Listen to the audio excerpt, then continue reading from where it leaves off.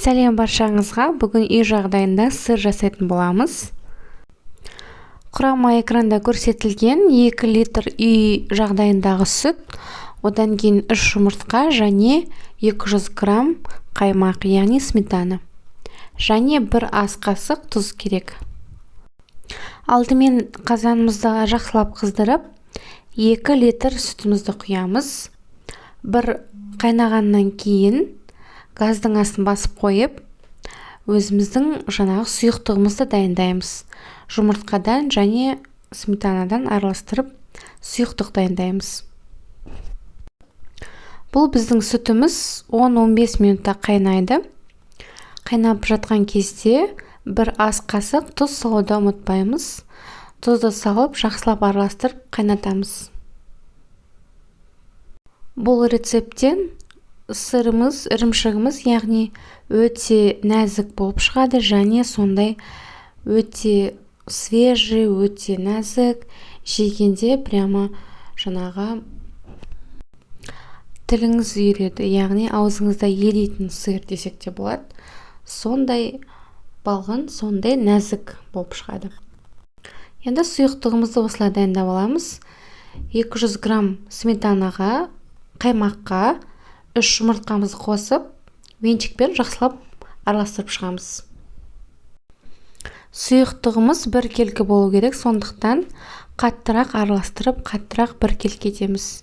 Миксер болса, миксермен де араластыруға болады, баяу жылдамдықта. Достар, подписаться кнопкасын басып, лайк, комментарий қалдырып кетсеңіздер, риза боламыз. Біздің каналымыз міндетті түрде дамиды және сіздердің қолдауларыңыз керек. Дайындап алған осы 1 келкі сұйықтығымызды 1 қайнаған сүтімізге, яғни қазанымызда 1 рет қайнайды, біз астын басып қоямыз, яғни газымызды. Одан кейін жаңағы сұйықтықты осылай құйып, ожауымызбен араластырамыз. Осылай 5 минут тағы да қайнатамыз, баяу отта. 5 минуттан кейін қайнадау деген уақытта ожаумен араластырып көресіз. Басы бірікті ма, ішіндегі қоймалжың біріккен жоқ па, соны байқаймыз. Егер бірікпесе, тағы 1 минут пісірсеңіз болады, яғни қайнатсаңыз болады. Немесе дайын болды деген кезде газдың астын өшірсеңіз болады, яғни басы біріксе. Ірімшігіміздің басы осылай бірігу керек. Достар, және бір сіздерден өтініш, поделиться кнопкасын басып, WhatsApp чаттардан ссылкасымен осы каналдың бөліссеңіздер болады. Және бұл уақытта марлевкаңызды дайындасаңыз болады. Марлевкадан біз сүзген кезде суы ағу керек, яғни артық суы, артық жаңағы сары суы шығу керек. Сондықтан бізге 1 метрлік немесе 30 сантиметрлік бізге марлевка жарайды. Соған сүзіп аламыз. Бұл жерде менде марлевка 1 метр. Мен 2-3 қабат қып жасағанмын. 2-3 қабат қып жасап, осылай үй жағдайында дайын болған ірімшікті суынан ажыратып, бөлек құйып аламыз. Одан кейін жаңағы шүберегімізбен қатты нығыздап сығыңқырап, артық суларын тағы 1 мәрте шығарамыз. Осылай ірімшігімізді сүзіп алған уақытта сары суы бөлек шығады. Ол сары суды пайдалансаңыз болады, немесе қазаннан бөлек төгіп тастасаңыз болады.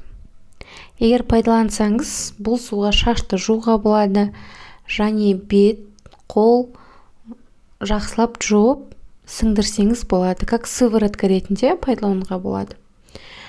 Немесе асқазанға, аш қарынға, таңғы астың алдында ішсеңіз өте пайдалы. Бұрындары осындай сары суды өте пайдалы деп апаларымыз ішетін, шаштарын жуатын, себебі оның құнарлығы мол. Осылай шүберегімізге ішіне тегістеп 1 келкі етіп ірімшігімізді саламыз.